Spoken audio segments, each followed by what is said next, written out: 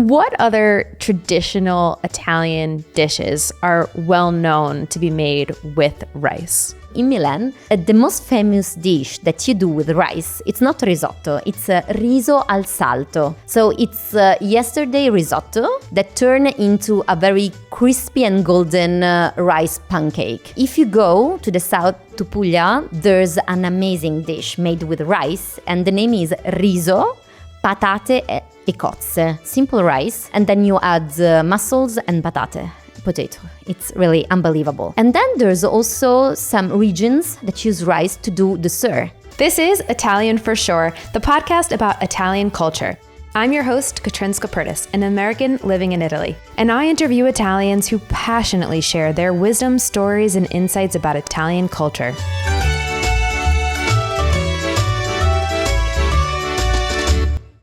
Welcome to Italian for Sure, Silvia.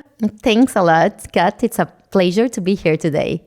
I'm so excited to talk to you about rice. I know that sounds really interesting probably to some of our audience. Like, you're going to talk about rice? Yes, we're going to talk about rice.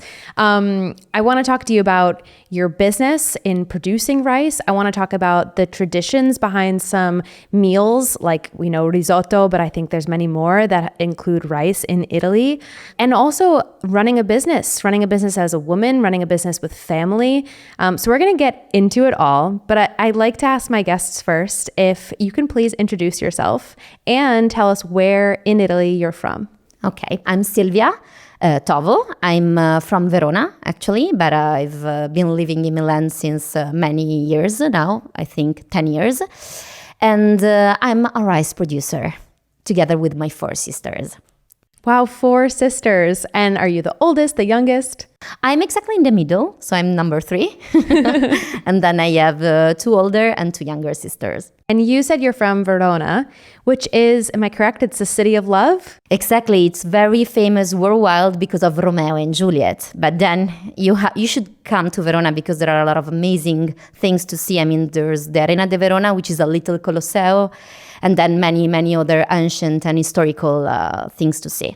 I've been to Verona and I touched the boob of Juliet, which for anyone listening, you've never. Well, you've probably avoided lots of germs. But for anyone listening who doesn't know, there's a statue of Juliet, and for good luck, I think, you touch her breast.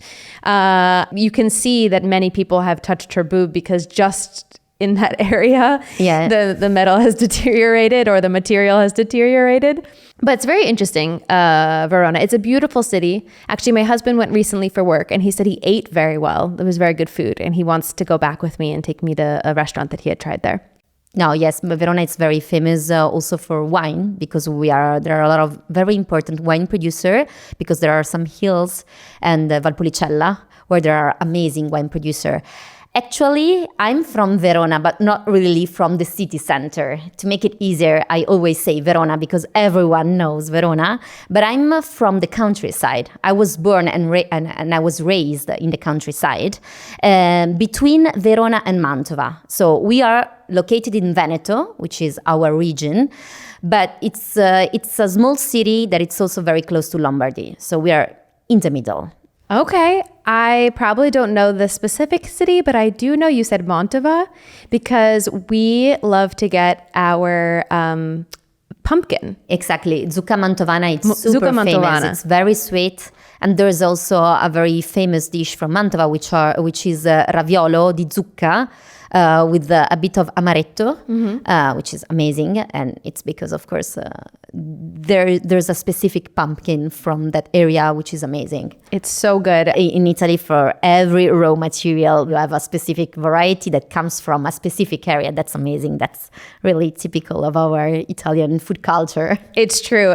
You don't go to the market and order lemons. You order, I don't know, like lemons, limoni di Sicilia, lemons from Sicily. Or even like limoni da spremere, like to juice, versus the ones that you want to use the rind on the outside, or like everything. In fact, when I first went, sometimes I was getting questions that in the beginning when I couldn't speak any Italian, I didn't know the answers to. I would try to order, I don't know, carrots. And then the follow-up question is well, which carrots? And are you going to eat them raw? Are you going to cook them? And I was like, I don't know. I just want carrots. We don't have this in the US where maybe we do, but it's not part of our culture that it's so common that everyone would know all the different varieties of because the different in vegetables. Italy, every specific dish comes from a specific raw materials. That's incredible. That's really our heritage, and we should be proud of it because that's really unique. I mean, I'm proud of it for you simply because it tastes so good. Thank you so much for explaining all about your area, where you're from, and some of the food. I want to get into rice right away because I want to know about your business and about rice in general. Can you start by explaining what exactly your business does and how it cultivates and produces rice? Yes. So we, as I was saying before, my sister and I, we are a rice producer, which means that we are a farmer. So we have our own lands. These lands are located in Mantova. So we are in Lombardy, and we are specialized in the cultivation of carnaroli classico. Carnaroli classico is a specific Italian variety of rice, and is also considered the best variety of rice. Then I'm going to explain you why. So we are focused on the cultivation of this specific cereal. And it's a family tradition, to be honest, because it's a passion that comes from my dad, which is an agronomist. And my sister and I, in around 2017, we really wanted to do something together.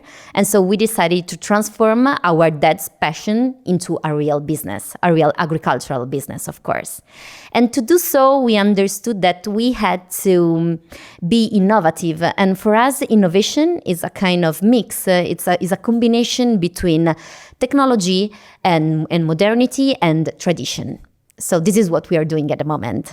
That's very special. I didn't realize actually that you and your sisters actually started the business. So it wasn't a family business before. You guys started it. We started it. Meracinque wasn't existing at that time.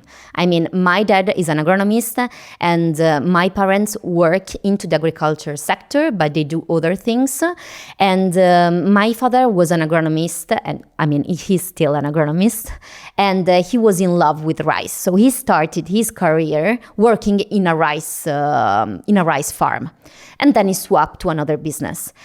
But it was his passion. I mean, he was keeping some hectares for the rice cultivation, and then we decided to take this rice and develop a brand and sell it. And you mentioned you're a producer of carnaroli classico, and then there's also arborio. Now, these are two different varieties of rice. Can you tell us the difference between them? Of course. So I would like to start, because this is a really important information that many people don't know. Italy is the largest producer of rice in Europe. So you can find Italy, and then second place there's Spain with the arroz bomba, which is very famous if you want to cook a paella. Italy is the first producer of rice, and there are many different Italian varieties, which means that you can find the carnaroli variety, then we have the arborio, Roma, baldo, vielone nano. The Italian varieties of rice are very different from the Asian one, for example. And Italian rice is very famous because of the carnaroli variety. The carnaroli variety is considered the king of rice, the king of variety, because it has really specific characteristics while you cook it. I mean, it always remains al dente, which is amazing and really appreciated by chefs, not only in Italy, but also abroad. And it also has a higher content of amylose, of starch. So when you cook it, you'll see that there's this very slow starch release that at the end give you a natural creaminess that it's really unbelievable. And yes, so carnaroli is really well appreciated by chefs, so by professional people.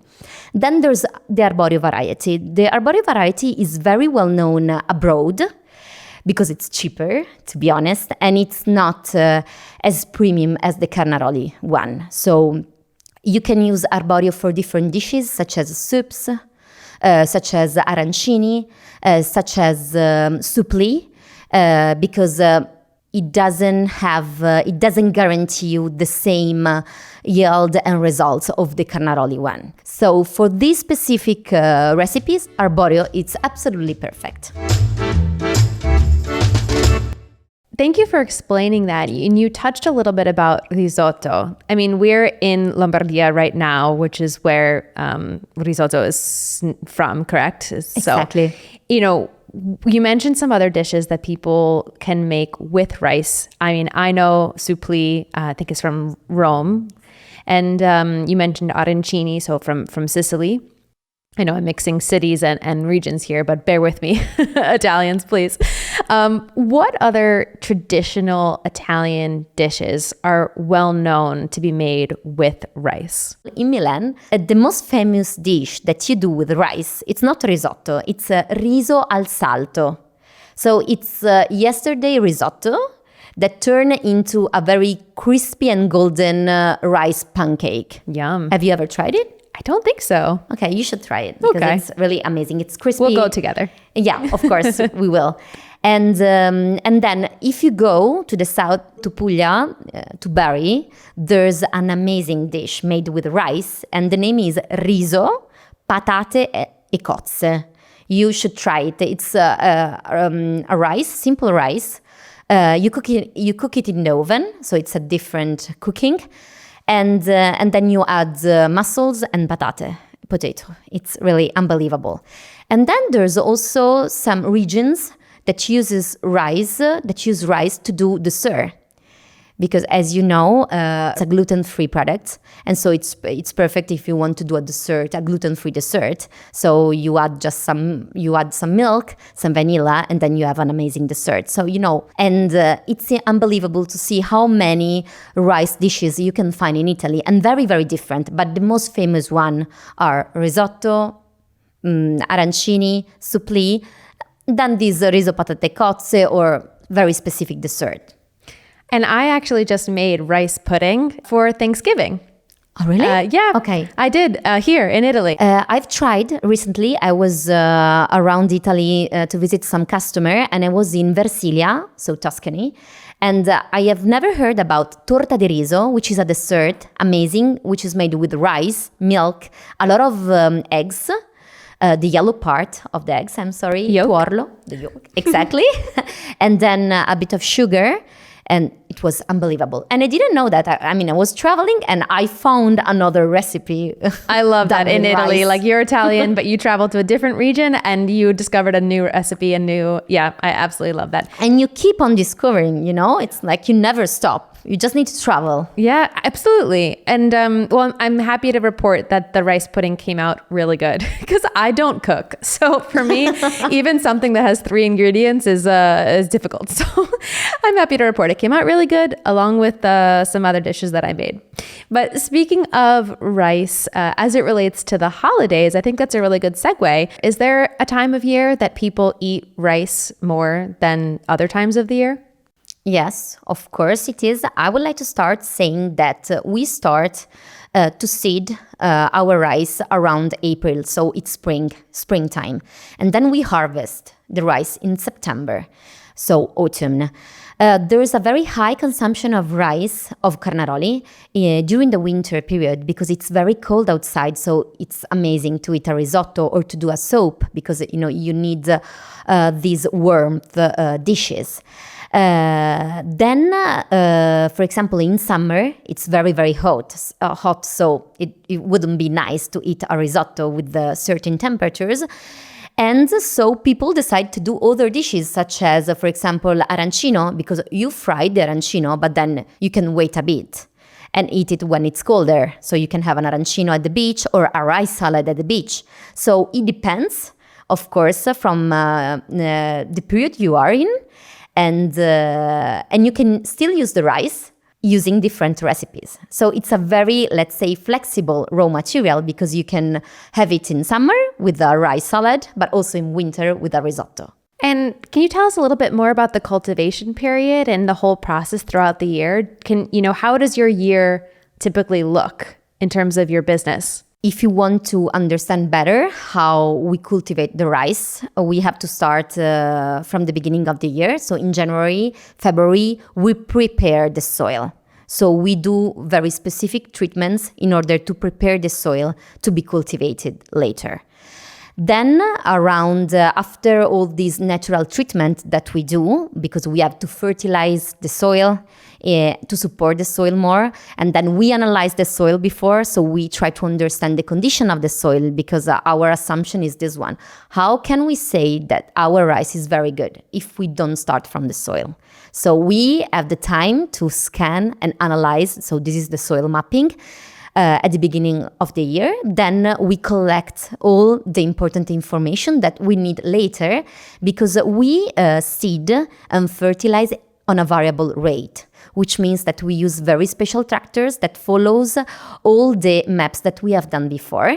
And thanks to this variable approach, we are able to give at the soil what the soil needs, which is an amazing approach and very unique, because we are absolutely the first in Italy to have this very innovative approach on the cultivation. Then we start to seed around April.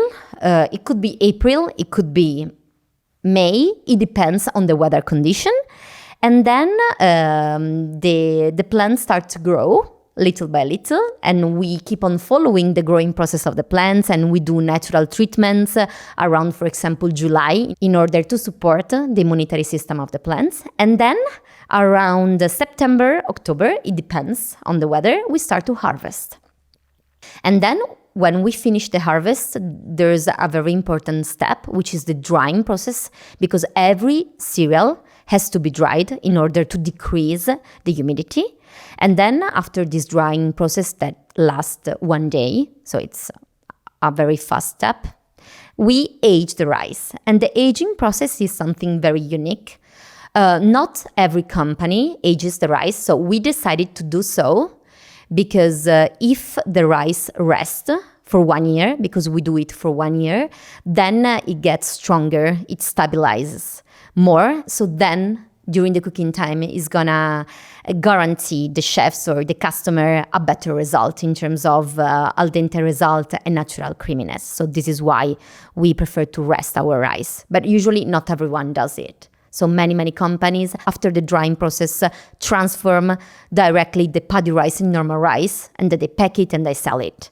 So we do differently. So if I buy your rice today, I'm getting rice that was grown over a year ago because of that drying process. Exactly. In 2023, it was seed in 2023, and then there was the aging process.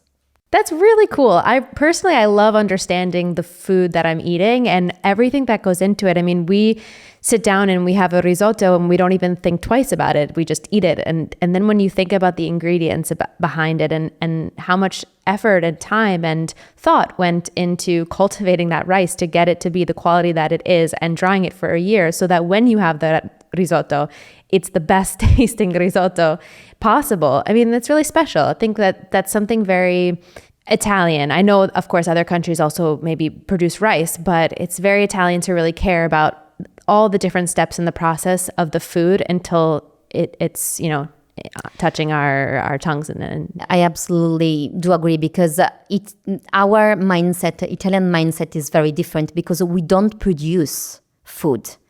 We want to tell a story through the food that we produce. So we have a huge food culture. I mean, and the food we cultivate tells a lot about who we are. And for example, for us, the rice is a tool that we use to tell a story, to have a different storytelling, to tell the heritage that my sister and I have. So it's really important, and the way we do that tells a lot about us. So this is why Italians producer really take care and are really, really into the production, and try every time to improve the production and to push the boundaries in order to guarantee a better quality and a better food. You talked about your sisters. Can we talk about what is it like to have a family business in Italy? It's a real chaos, to be honest, because I really love to be honest. But it's a challenge, but it's also a real strength, to be honest. It's a challenge because there are a lot of personal dynamics. So I'm dealing with you. You're not my colleague. You're my sister. So I really have to pay attention how to tell you things and how to tell my opinion. Because when we never finish to work. Because when we finish to work, then I'm going to see you as my sister. So I really have to pay attention on everything, which could be quite stressful sometimes because you can't be that, direct. But then it's also amazing because there's a lot of honest, there's a lot of trust. And also we have the same goal. We want to build something together. So, and this goal, we really feel this goal because this is where we come from. And so we have the same mission, we share the same values. So yes, we can fight a lot, and it's something normal, even in a normal business. When you have, partners, you fight a lot because you have all the different views of things. But then something that I really appreciate is that we really respect each other. And something really important is that when we began, we had so clear our role. I mean, even because we have different skills at the end, we are very lucky. My sister Margherita, for example, she has studied law, and then she has worked a lot in the wine sector, in the marketing department, and so she's really good in marketing. Benedetta, she has worked in the fashion business, and she's really good in operation, so she takes care on the operation of the business. I have always worked in the sales field, and so I'm responsible of the sales of the company. Anna, she was an accountant, and she's very good with numbers, and so she's the one that takes care of the logistics, and she takes care of the books of the company. And then there's Vittoria. Vittoria, she's the youngest. She's not working with us at the moment, so she's a partner. She's a partner, but she wanted to do a different experience. So now she's in Rome working for a very big company. And maybe one day she will join us if she will want to do so. So it's not easy. So sometimes it's difficult, but it's also a huge strength. Even because, to be honest, it's not easy to be a woman-led agricultural business because our sector is really male dominated, and many people are very surprised to find 5 young women that are running a business, and we had and we still have to face different stereotypes, and also sometimes we had to prove much more our capabilities. Because our supplier or partners were used to a different gender. So it was at the beginning, it was really a battle. But we were really united together, and we had that mission. And because of the fact that we are solid as a group, it was at the end easier to face and also overcome this adversity or exactly. Yeah. That is such an inspiring story. And, you mentioned so many things I want to touch on. Firstly, talking about your sisters and the sectors that they were in before doing this business. You started off with wine and then you went into fashion. And I was thinking, wow, what typical Italian sectors to go into. I love it. But then you went on with accounting and other things. I was like, okay, maybe it's just, it was a coincidence. But then you also talked about having a woman-run business in a field that is predominantly run by men. Do you feel that that's in Italy or worldwide?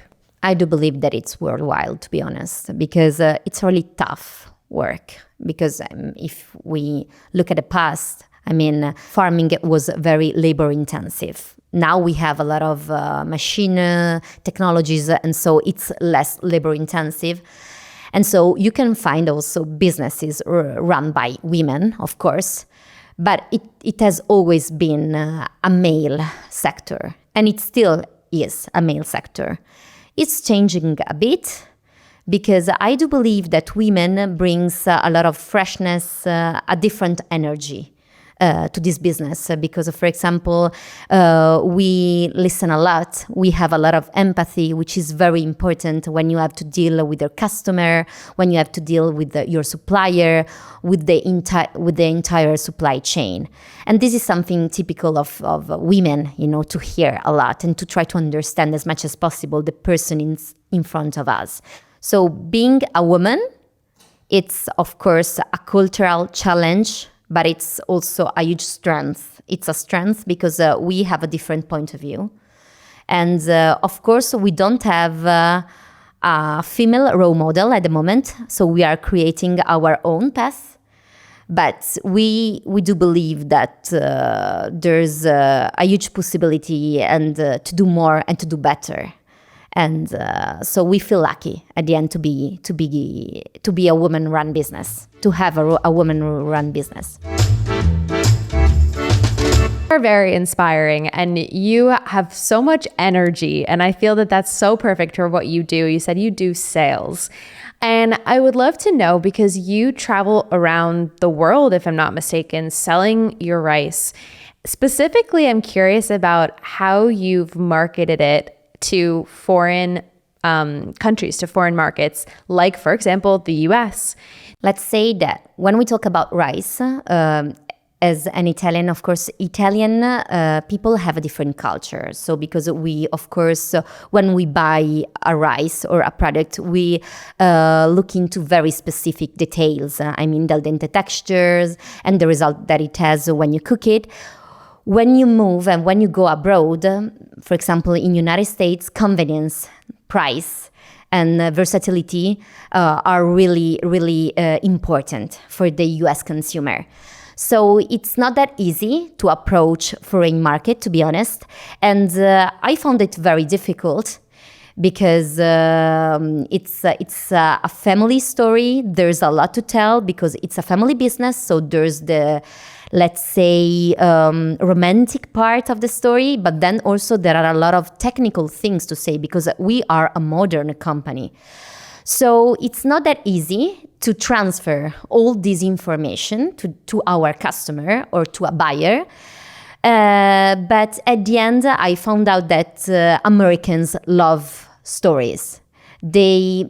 Everyone is looking for a different storytelling. The world is running a lot. There are a lot of big companies, and we are losing the real life. We are losing people. It's not that common to have the producer in front of you. So this is something unique. When I travel and when I visit my clients, they are always very surprised when they find out that I am the owner, I am the producer. I'm not, a salesperson that's hired by the company. Exactly. I am one of the 5 sisters, and they get mad when they found out that I'm one of the sisters. And this is the strategy that I'm using a lot. So I really want to go meet in person the people because I love to create connection and to tell the story of my family and the idea of my sister and I, and also why we decided to change the approach of a very traditional cultivation in a modern production, let's say. So when I market, for example, United States, I push a lot the fact that we are women, because it's something really, really appreciated in your country. I push a lot also the fact that we are trying to be sustainable as much as possible because, for example, our packaging is 100% recyclable, which is very appreciated. We do also blockchain, so we guarantee a full traceability and transparency to our customer. And in US, I find out that it's something that people really take care. And so I'm little by little, I'm adding, and I understand more how to veiculate my products abroad. And it depends where I am, because every country has its own interest, of course, and different topics. Something also very interesting about US that I found out is that people are really interested in the aging process, because it's something very unique. And it's not easy to find a company that ages a product. And the aging, you can find also the aging process in wine, for example, and in cheese. And when I was explaining them that there's also the aging process in rice, they were like, wow, tell us more. Why do you do that? So it's all about education. I'm not selling rice, to be honest. So I'm the salesperson, just to let you understand what I'm doing. But I'm much more a teacher. I'm trying to teach. I'm trying to educate people about what means cultivate rice, about what means have a farm in Italy and being disruptive in terms of cultivation and transformation process, which are innovative, of course. And I imagine that people in the US maybe also love that you're Italian. Americans love Italy, love Italian. Has that helped you when you say that you're from Italy and you're Italian? That's why I love to travel in US because, for example, when I land to US and I have to do the passport control and they figure out that I'm Italian, they're like, "Oh, you're Italian. What do you do here?" And I'm like, "Wow, that's amazing." I mean, when you come to Italy, and that's a really sad things to say. I find out that many Italians are not really proud to be Italians. And in Italy, we are facing also this fuga dei cervelli, which means many talented Italians that are moving abroad to find new job opportunities, which is a huge pity, to be honest. And I feel that now many young Italians are not proud to be Italians. Thanks to my job and thanks to what I'm doing, I feel super proud to be Italian because when I travel and I tell people I'm Italian, they're like, wow, amazing. Italy, it's wonderful. The food, the culture you have, the cities, everything, it's amazing. You have the mountains, you have the seas. And so, yes, thanks to what I'm doing, I'm also more proud of my Italian origin. I've seen this with Italians. Like you say that Italians are like not as proud or they're leaving, but I've noticed that a lot of Italians who have left end up coming back because they end up coming back and realizing that they come from a pretty amazing place and love their own culture. And I mean, I'm here as a foreigner, so I'm American, but I absolutely love Italy. So I get it. And I get everything that you're saying. But I'm glad that America welcomes you when you go there. And I assume I hope that the same is true in other countries when you arrive in other countries to sell your rice as well. Yeah, it happens. I mean, very often, but it depends. Not always. Not always. I mean, in Australia, they love Italians too. I mean, there's a lot of Italian, for example, in Australia. Then it depends. In France, for examtle, okay. You are not that welcome. Yes, I know there's this thing between France and Italy, and little friendly competition, maybe. Of course, it's a friendly competition because when we talk about food and wine, we want to be the best, especially when we talk about wine. I mean, I love French wines, for example. So for me, it's not a battle at all, but it's okay. I don't know. They might put you in jail for saying that. And we talk about how much we love Italy, but there are parts of Italy that we don't love so much, like bureaucracy. And we talked about, maybe the difficulties of running an agricultural business because you're a woman. What are the difficulties of running a business in general in Italy? So let's say bureaucracy. For us, it's a real villain. And it's not a myth, unfortunately. There are very different reasons why it's not that easy to run and to start a business, a farm business. Starting up, as I've always say to my sister, is very difficult, but scaling is a nightmare. What's the real problem? The real problem is that in the agricultural sector, you have different layers of specific need and requirements. I mean, you have to take care of the land registrations and also of many different certifications and food controls, of course. And then also we have a very old-fashioned bureaucracy because we need to we need to be in person. So we need to sign specific contracts. We need to be present when there are specific controls. And also, it's very, very difficult because there's an overlapping regulations. And so, for example, you can find also many different bodies, such as national bodies, local bodies, or regional bodies that says different things in the same time. And you really don't know how to manage them and who is the responsible bodies or the responsible office you have to deal with. So it's a full-time job. For example, my sister Anna, now she's an expert, but we are still improving it. So as a small company, we are trying to have an internal flexible system that adapts to this really chaotic external situation. So being an entrepreneur in this field, it's a real challenge because we need to improve every day our problem-solving skills because we need to adapt, we need to interpret the law in the best way possible. We need to change quickly. So it's, when we talk about resilience, it's not a slogan, it's absolutely reality for us. But it can also be very funny. Then I want to say also something good about our bureaucracy. Because yes, of course, we have many different offices and regulations and strict rules that we have to follow in terms of food quality and food safety also, which is amazing on the other end, because when you have to sell an Italian raw material, you can guarantee your customer that what you're selling is the best raw material ever because of the strict regulation that we have to face. Because we have to follow the European regulation, then the Italian one, and then our regional, the local one. So we have 3 different layers of rules that we need to control and check and apply, which is crazy. But at the end, we have the best product ever because of that. So, pros and cons. Exactly. Italian bureaucracy makes you have patience, but the patience pays off when you have a really high quality product and you can go to market feeling really secure that it is the highest possible quality.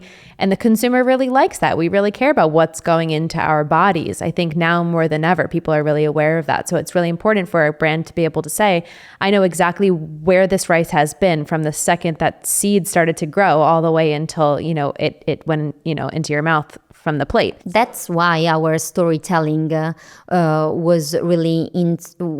a really modern storytelling in terms of we push a lot on traceability and transparency because we want to be a brand close to the people. We really want to understand the need of the people, the need of our customer, because if our customer asks for our healthier products, we want to guarantee the healthiest rice ever. And so we are trying to work in order to do the best we can. So it's, as I was saying before, as a women, we listen a lot and we love to listen to the others in order to guarantee what they need and what they ask for. I think this is such a combination of you, obviously, as a person, your sisters, you as a woman, you said listening, but you also as an Italian. I mean, being here, seeing cultural differences between maybe the US business side of things where it is often more about making money and how you can make more money with the product you're selling, where it sounds like everything you've said today is really focusing on making sure you're just creating the highest quality product. And then, of course, the money and the business will do well because of that. Leading with the mission, leading with the care of the product, leading with the story that you're telling. That's a real story. It's, it's actually you guys. You actually know exactly what's happening throughout this entire process to make sure you're delivering the best quality product. And that is what's going to make your business succeed. And I think that's quite special. And if I may, quite Italian. Thank you. No, that's true at the end. Well, I think we talked about so many amazing things. We talked about rice. We talked about being a woman in business. We talked about running a family business in general, but running a family business, of course, in Italy, running a business in Italy. Is there anything else that you would like to touch on today? People are very often surprised when they find out that we are 5 women and we work in the agricultural sector. And it's a pity for me, this kind of strange reaction because the agricultural sector is the most important one. I mean, we need to nourish ourselves every day. And it's very important to understand where the food we eat comes from and how it's cultivated.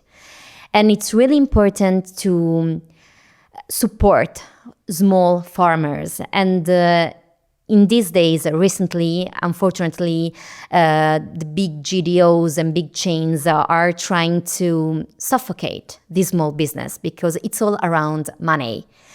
And it's a real pity. So what I would like to say is that I hope that in the future there will be more young people that will come back and will start to cultivate something like we are doing. Because first of all, we are super open to share our knowledge to others. So I mean, if a young person knock our door asking us advices, we are super open to share what we have done and what is our mission and how we do things. Because we do believe that the Italian agriculture sector has a huge strength, but we need to create a community. We need to cooperate together, because together we can be stronger and we can do much more. And then we can sit at a very important table, and then they will need to hear us. So that's important for me. Such an inspiring statement to end this amazing interview. Thank you so much, Silvia, for joining Italian for Sure. Thank you for inviting me. Of course. Ciao. Ciao. This is Italian for Sure. Thanks for listening to this episode of Italian for Sure. If you liked what you heard, make sure to hit the follow button wherever you listen to podcasts, and hit the subscribe button on YouTube. If you want to connect, find me on Instagram and TikTok at Italian for Sure, and let me know what you found most interesting. Until next time.